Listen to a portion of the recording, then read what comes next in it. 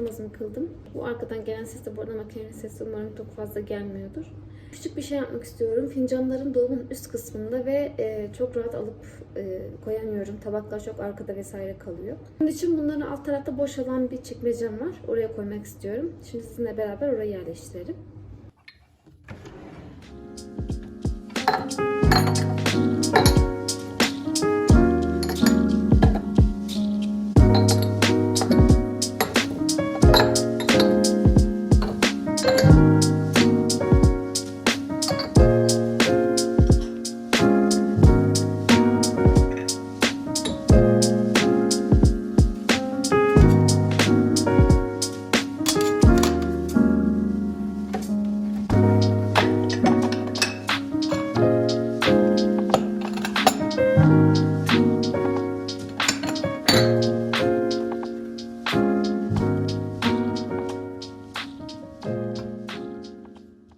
Evet arkadaşlar, aşağı çekmecemizi düzenledik. Bence gayet düzenli oldu.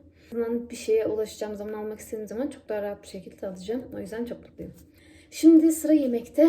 Yemek olarak akşamdan kalan pilavım var. Onun yanına nohut yapmayı düşünüyorum. Yanına da bizim buramızda yöresel olan kesme çorba var. Onunla yapmayı düşünüyorum. Hadi birlikte yapalım.